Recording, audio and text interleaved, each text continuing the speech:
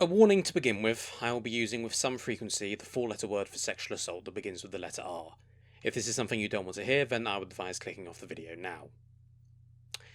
Now, the fact that I have to give this warning at all is probably already giving you a fairly good idea of why this story is so utterly wretched, and yes, to skip straight to the point of the occasion, it is April Fool's Day, and thus to undertake the Doctor Who Review Guide's annual tradition of looking at the worst story of a particular iteration of Doctor Who. 2 years ago, we looked at Kill the Moon, New Who's worst episode, a combination of utterly idiotic political messaging, horrible character choices, and an absolutely lunatic plot.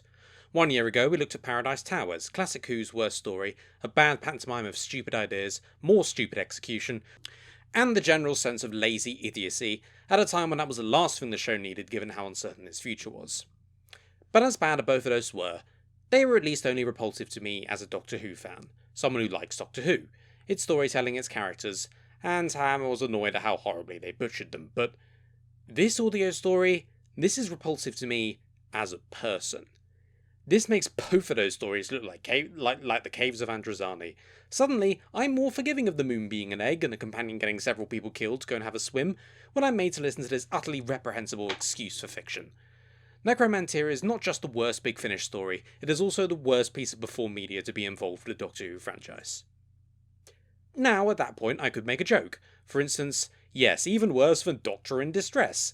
Which admittedly would be a good way of getting the point across in a mildly humorous fashion, but frankly I don't think it would be appropriate in this instance, because when a piece of fiction repulses me as much as this, my ability to approach it in a manner other than that I've discussed is severely limited. I'm outraged by this, shocked that anyone thought this was a good idea in any way. In my last Big Finish review, I looked at Jubilee, which is also the story before this one in the running order, coincidentally enough, which was a triumph, a tour de force in smart, mature, and complex storytelling, and showed what Big Finish could do at their best. This is the opposite of that, stupid, juvenile, and hollowed out of any depth. And clearly I'm not the only one who feels this way, and I don't even mean the near universal reaction against the story by fans that sees it placed at the bottom of pretty much all Big Finish rankings. For once fandom and I are in total agreement. But no, that's not what I mean. Infamously, one man who did agree with me wholeheartedly was Peter Davison, who requested the writer never be allowed to write for either him or the whole of Big Finish again, depending on who you ask, although evidence frankly supports the latter, as Austen Atkinson has never written a thing for Big Finish since. Yes, the man who happily acted through Black Orchid, Time Flight, and Warriors of the Deep had this story finally make him say enough is enough, and frankly, well, if you had to listen to it, you'd agree with him. Because, again, those were just bad Doctor Who stories. Not on the same league as this, not even close.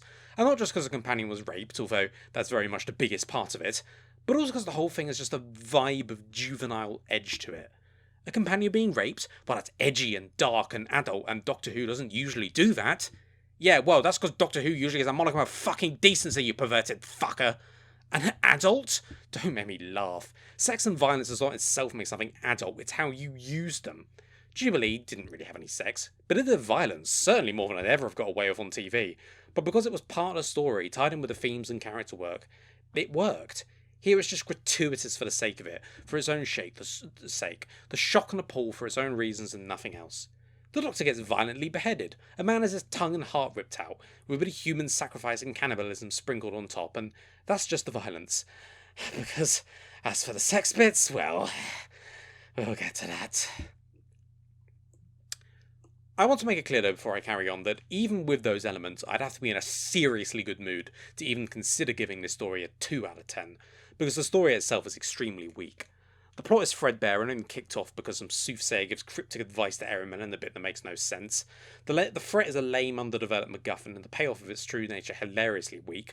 The characters are all flat archetypes and cliches abound, but all of that pales compared to the villain, who is one of the most cliched, flat, and unoriginal characters I've ever seen, heard, in Doctor Who, and, well, let's just say he's one of the weakest villains in the entire franchise's history.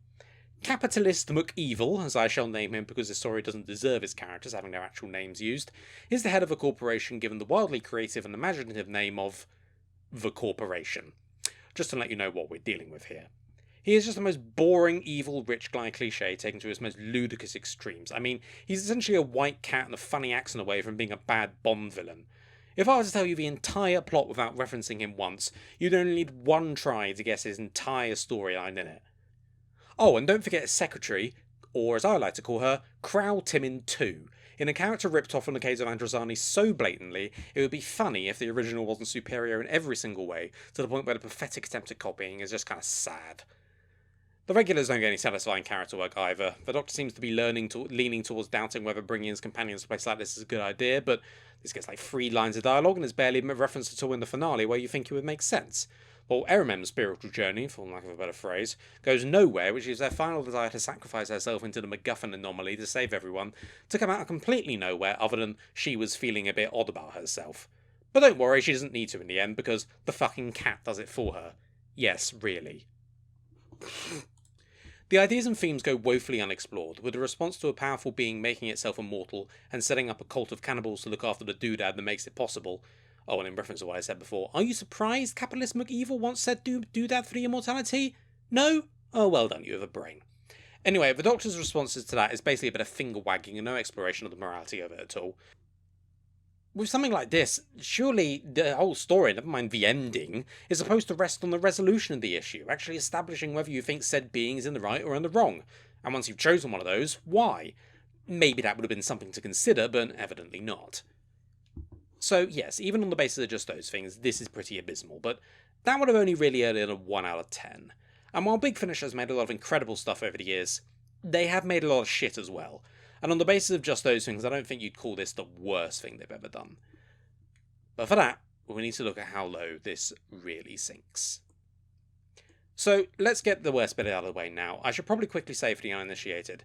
Very long story short, Erimem was an audio-only companion who had a series of audios with the Fifth Doctor and Peri. She came from ancient Egypt and was sort of a cross between Katerina and Leela, to give you an idea for the kind of thing they were going with for her. Now, they haven't really done much of her since, partially because the rights to her remain with her individual creator rather than anyone at the BBC or Big Finish, as far as I'm aware, and partially because she was Egyptian and being played by the very white Caroline Morris, but aside from that, she is remembered fondly and had some good moments.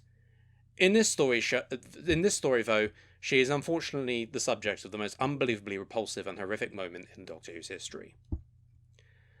About halfway through the story, she is left alone with these soldier-type archetypes. The main one being an older man called Harlan, and I'm using his actual name because I'm not going to joke about this bit. He declares he hasn't had a woman in a long time.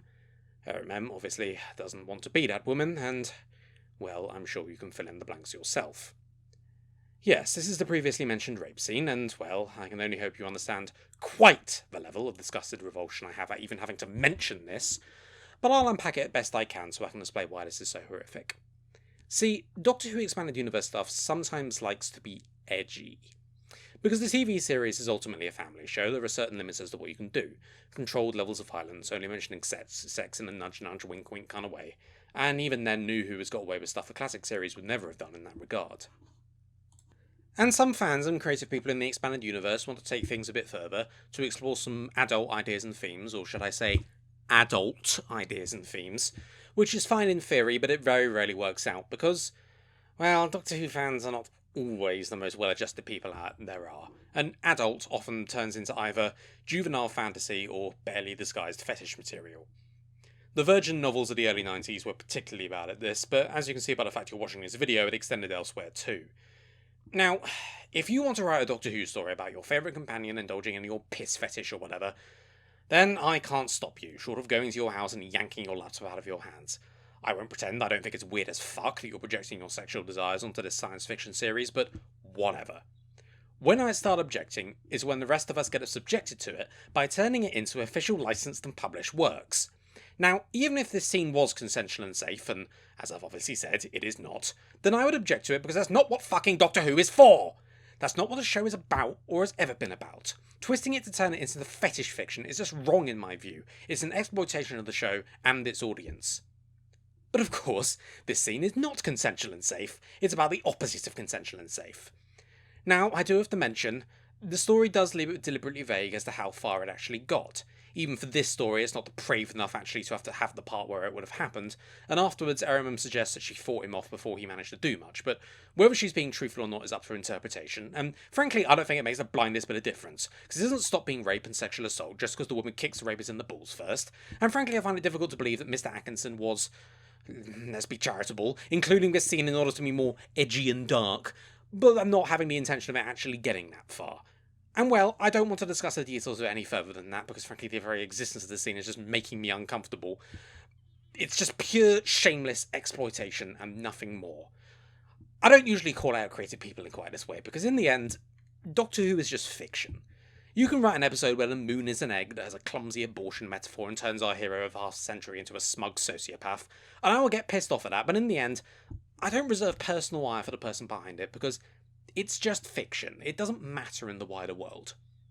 When you take that fiction and add something that is very real, when that line is more than crossed, when you're including horrific experience among the most traumatic that can ever happen to a woman, and play it out for no reason than you think it's edgy and cool, or God forbid that you think it's in some way sexy? Austen Atkinson, if you are for whatever reason watching this review, stay away from writing anything ever, you perverted cunt! Of course, he doesn't stop with that scene, does he? Oh no. Peri ends up completely naked at one point. Now, if I were to be generous, and I'll stop right there because I'm in no way inclined to be generous, so I'll call it what it is. Him writing with one hand down his trousers at the force of Nicola Bryant naked, just to make sure you're even more disgusted than you already were. And moving on from the horrific sex content to the horrific violent content. Didn't we all want to see the Doctor being violently and horrifically beheaded? Oh, and a man having his tongue ripped out, and then his heart ripped out, all with the very specific sound effects being added in. Oh, and who can forget human sacrifice, and cannibalism? Oh, and talk of murdering children, and zero indication said murders were not carried out. Oh, you don't want any of those things? Well, I guess you're just not edgy enough. This story, I think I'd go as far as to call it irredeemable. I genuinely cannot say there was a single thing about this that was not absolutely horrific. I mean, the people I have the most sympathy for in this are Davison, Bryant, and Morris, who were handed this absolutely wretched script, and, well, in that case, I cannot blame them in any way whatsoever for not putting their all into it, but the performances aren't good, and the production is pretty awful. The sound mixing in particular is very poor. It's a genuinely unpleasant 2 hours. I spent the entire time listening to it just desperate for it to be over. My desire to keep these audio reviews relatively short meant I probably couldn't go into quite as much of a rant as was probably deserved about the rape scene, but believe me, it is the low point of the entire franchise. This is a complete and total travesty, without any redeeming features. Well, you already knew this, but let's just get it over with. Nekromanteia receives a final score of 0 out of 10. Even ignoring how depraved, repulsive, and horrific it is, and that's fairly difficult to do, as I hope I've made clear, the actual storytelling is complete shit, and it's a dull, predictable, stupid mess. Avoid it as you would anything. We can thank Peter Davison for his many contributions to Doctor Who, but perhaps his most important is making sure this utter fuckwad of a writer was never allowed to foist his stroke material onto the rest of us ever again. Awful, awful, awful.